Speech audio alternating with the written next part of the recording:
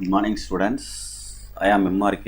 Today, class 11th standard maths chapter 7, matrices and determinants, exercise 7.2, 14th sum. If A equal to ஒரு matrix கொடுத்துட்டு prove that சொல்லி summation k equal to 1 to n determinant of a power k equal to 1 by 3 into 1 minus 1 by 4 power n அப்படின்னு prove பண்ண சொல்லியிருக்கு.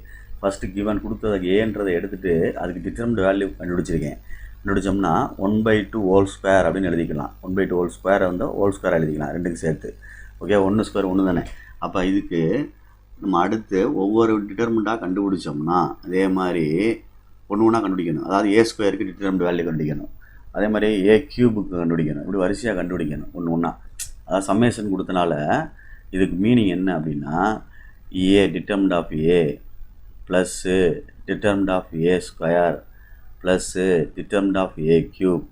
இப்படியே போகணும்டா தம்பி, அப்படியே போயிட்டே இருக்கணும். எத்தனை டேர்ம்ஸ் கண்டுபிடிக்கணும் அப்படின்னா அவன் கொடுத்துருக்கான். இப்போ கேக்கு பல என்ன கொடுத்துருக்கான், 1 அப்படின்னு கொடுத்துருக்கான். கேக்கு பல என்ன கொடுத்துருக்கான், என்னு கொடுத்துருக்கான். ரைட். இப்போ நான் ஃபஸ்ட்டு டிட்டர்மினன்ட் கண்டுபிடிச்ச ஆன்சர் வந்து 1/2 ஹோல் ஸ்கொயரு. அதாவது இங்கே 1 இருக்குன்னா இங்கே நான் 2 வந்திருக்கு. இப்போ 2 இருக்குதுன்னு வச்சுக்கவேன், என்ன வந்திருக்கும், 4 வந்திருக்கும். புரியுதா? 2 மல்டிப்ளை ஆகும். ஏன்னு 2ன்னு எழுதி என்ன எழுதிக்கிறேன்னு 2னா இங்கே 4 ஆயிரும். அடுத்து இங்கே வந்து 6 ஆயிரும். இங்கே என்ன ஆயிரும், 6. 3 2s are 6. அப்படி 2 மல்டிப்ளை பண்ணிக்க, அவ்வளோதான். 2 மல்டிப்ளை பண்ணிக்க. 1 2 is 2, 2 2s are 4 மேலே. அதே மாதிரி 1/2ன்னு எழுதி ஹோல் பவர் என்ன வந்துடும், 3 2s are 6ன்னு வந்துடும். அடுத்து எழுதுனா என்ன வரும், 1/2ன்னு எழுதி ஹோல் பவர் 8ன்னு எழுதிக்கிற வேண்டியதான். அப் டு 1/2ன்னு எழுதிடுற. முன்னாடி வேணால் ப்ளஸ்ஸு போட்டுக்க. 2 தானே மல்டிப்ளை பண்ணோம், அப்போ 2n அப்படின்னு அர்த்தம். டேர்ம்ஸ் வந்து நம்பர் ஆஃப் டேர்ம்ஸ் வந்து n தான். Number of terms n terms தான். n டேர்ம்ஸ் தான் அது எந்த மாற்றம் கிடையாது. 1 2 3 4 கொடுத்துரு ஐம்பது n டேர்ம்ஸ் தான். ஆனால் ஏன் இந்த 2n வருதுன்னா இங்கே ஆன்சர் கண்டுபிடிக்கல, இந்த இடத்துல 2 வருதுல்ல. அப்போ இது டிட்டர்மினன்ட் ஆஃப் ஏக்கு வந்து 2 வருது.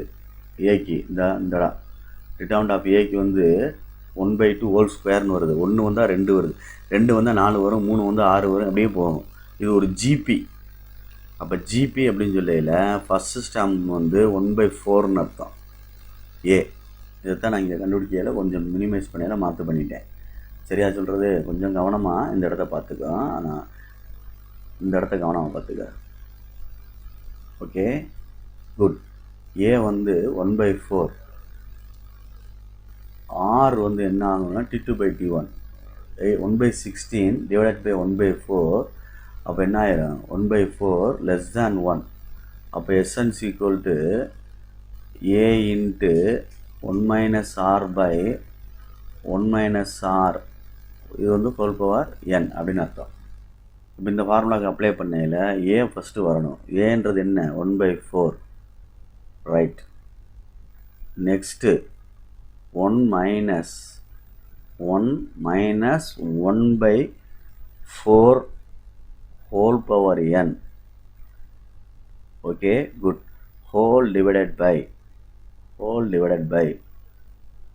1 minus 1/4. அப்போ குறுக்க பெருக்கணும் அப்படின்னா 1/4 இது அப்படியே தான் இருக்கும். 1 minus 1/4 power n வேணால் மாற்றிக்கலாம். 1 power n 1 தான், 4 power n 4 power n divided by 3/4ன்னு வரும். கிராஸ் மல்டிப்ளை பண்ணி கழிச்சோம்னா, இதை கிராஸ் மல்டிப்ளை பண்ணி கழிச்சோம்னா இது அப்படியே ரிசிப்ராக்கல் பண்ணிங்கன்னா 4 4 கேன்சல் ஆயிரும். ரிசிப்ராக்கல் பண்ணால் என்ன ஆயிரும், 4 4 கேன்சல் ஆயிரும். தெரியுதா சொல்கிறது? 3/4ன்றது 4/3ன்னு வரும். 4/3. அப்போ 1/3 இன்ட்டு 1 minus 1/4 பவர் n. ஆன்சரில் பாரு, ரைட் ஹேண்ட் சைடில் இருக்கான்னு, equal to right hand side. Okay, good. Thank you.